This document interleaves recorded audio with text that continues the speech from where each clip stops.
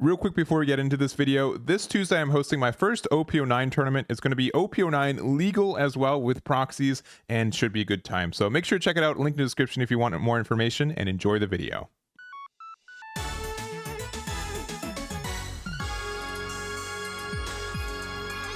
Hey everyone, Ekman here with another video, and as we approach the OP09 meta in the English version of the One Piece card game, I want to make this video over the new Marshall D. Teach leader. And I do think he's going to be very strong. I don't think he's going to be outright the best leader in this game, but I do think it's going to be the most impactful leader for the OP09 meta. It does something that no other leader in this game does, which is effect negation, and I think it's something that a lot of people are going to have to adjust to play against, and also obviously to play as well. So we're going to go over the deck in general. We're going to have an example deck at the end, but also talk about some of the weaknesses for the deck in case you guys are worried about how to beat it and some strategies to beat it as well. So if you guys are interested in this, so please make sure to hit that like and subscribe. I really do appreciate it. And let's just jump on into this video. So we do have the Teach leader. It's got two pretty unique abilities. One has like this permanent ability of your on-play abilities do not activate. So it's something that's specific to him. It means that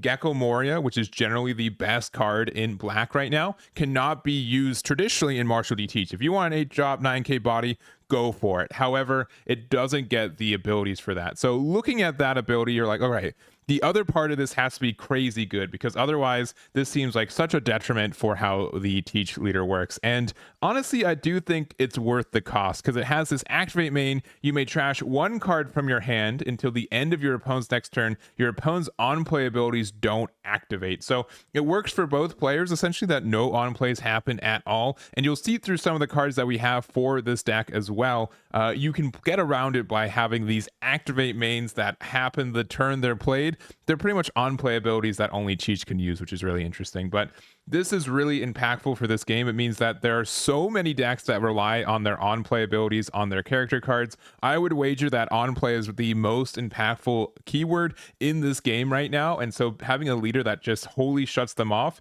is going to be very impactful, right? So you do have to play around it. And some decks just can't function the same way they normally would against other decks when they're playing against Teach. So that's why this deck is pretty good. And the last thing I will say before jumping on into it is that trashing a card from your hand is a bit of an expensive ability, cost like having to do that every turn. But trust me when I say, like, it's definitely worth it. You do not mind that extra discard every turn.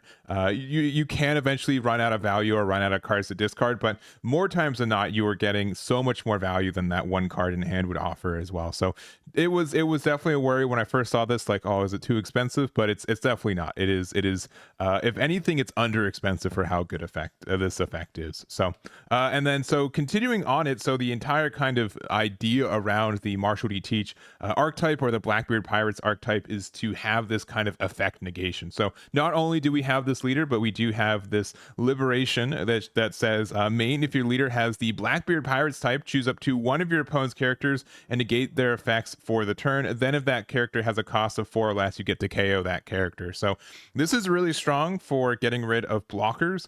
So that means that even though this can't get rid of a Sabo necessarily without any cost reduction, you can just turn off the blocker part of it. I know that this works for like Eustace Kid, where you can just turn off the effects that your opponents were hoping to use, and because of that you get around it, which is really, really strong. It also has this trigger of negate the effects of up to one of your opponent's leaders are characters during this turn, so that kind of has the same kind of ability.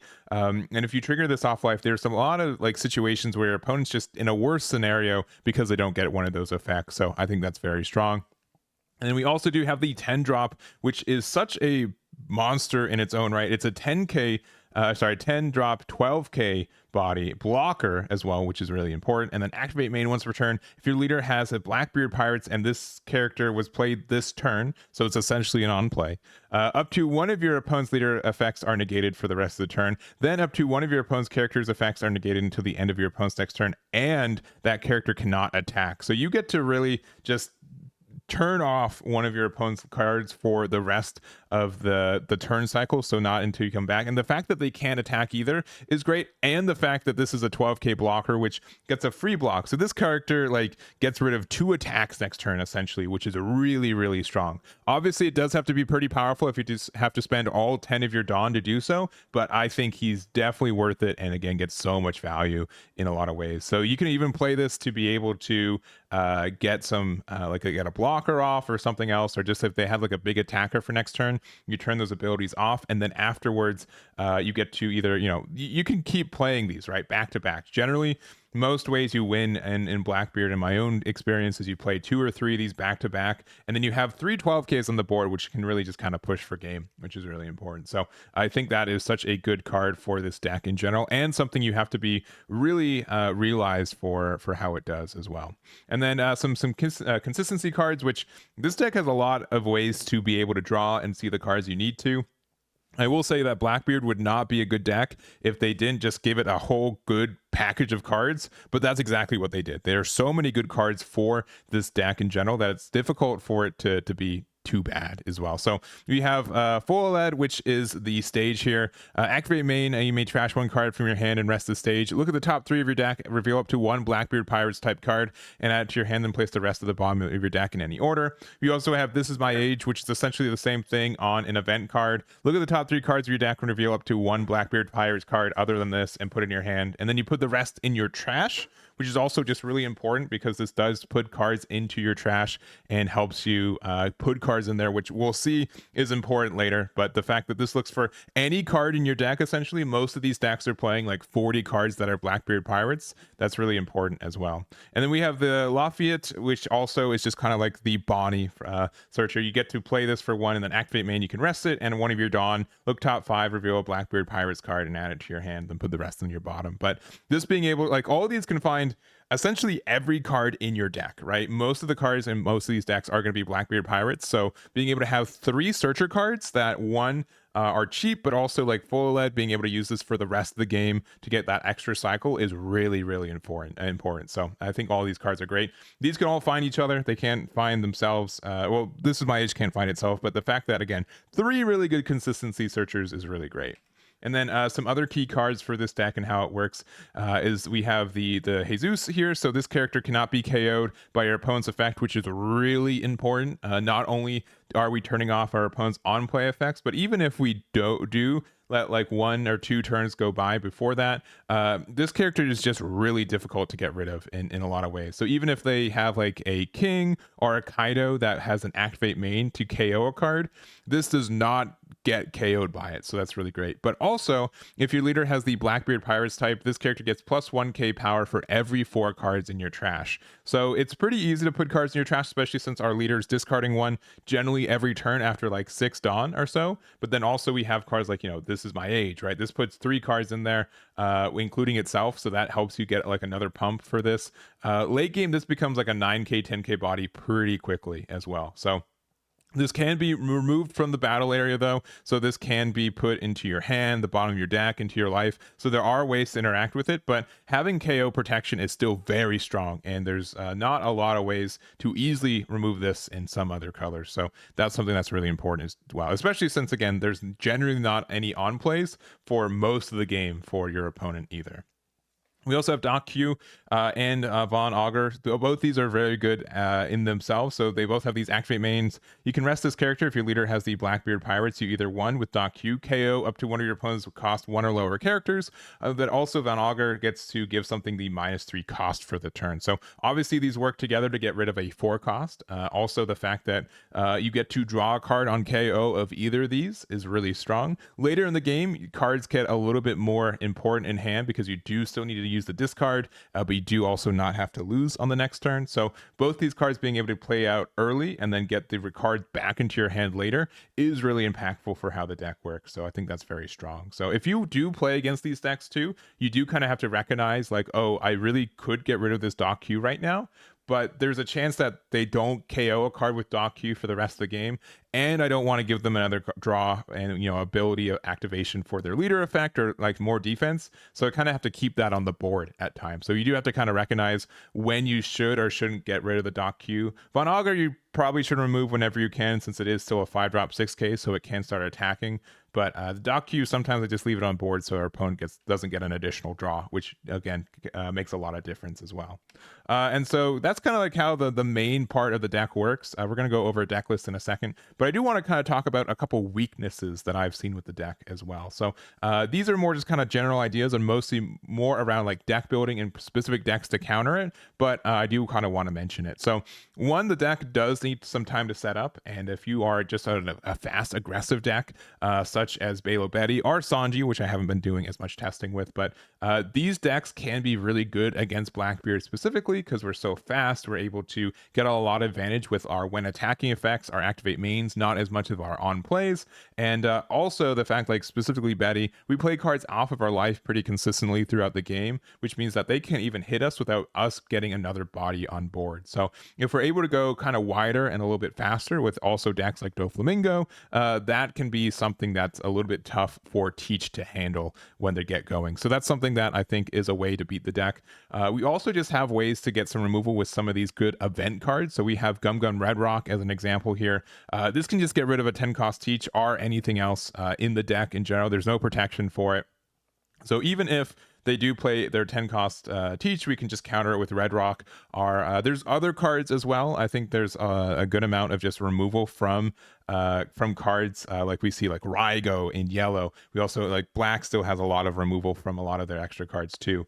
Red might have like a little bit more of an issue comparatively, and green as well. But I do think that there are ways to be able to get some removal on some of their higher end cards that you don't have to be too different with your deck building, but it is like an adjustment for it as well. And then lastly, we do have like cards like Kaido. There are like more and more cards that instead of having on plays, they have these like activate main or even when attacking. And so when you do that, you can get some value from it. You do have to be worried though if you do have like a large when attacking card that the 10-cost Teach can just turn it off instead.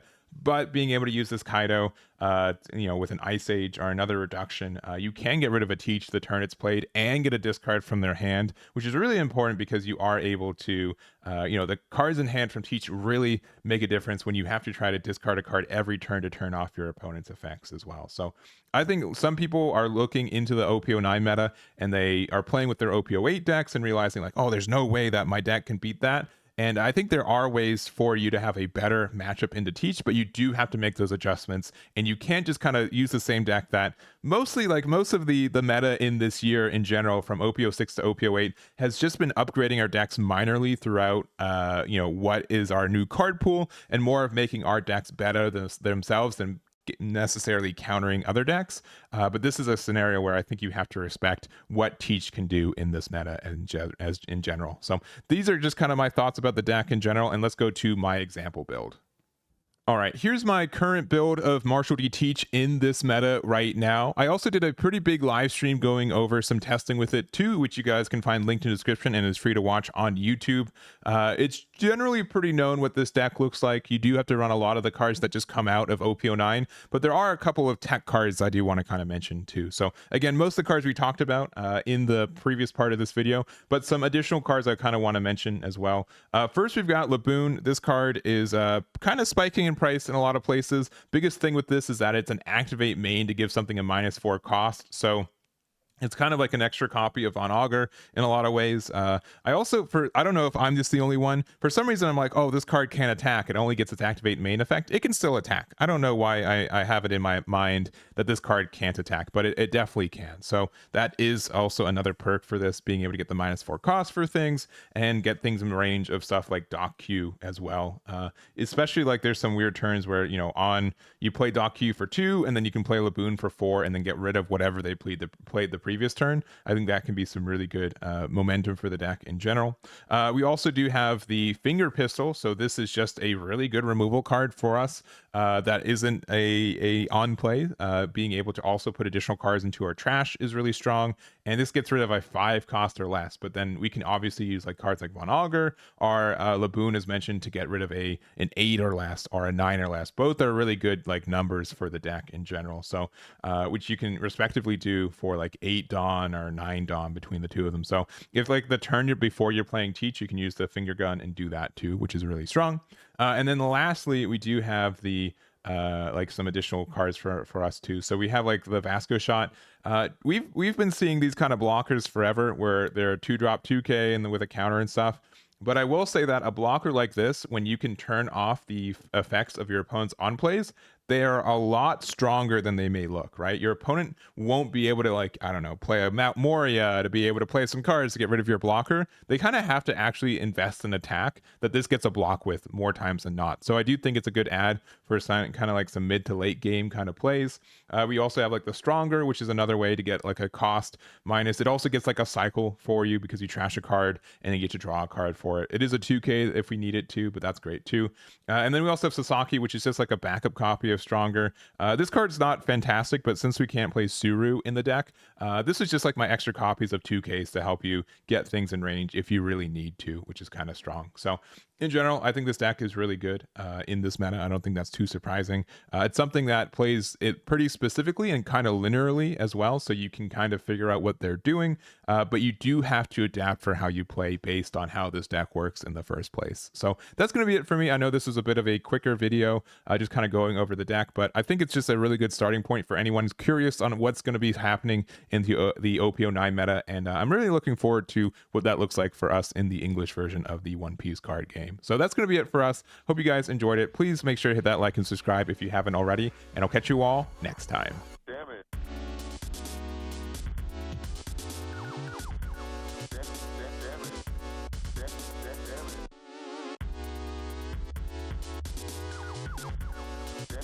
Damn it.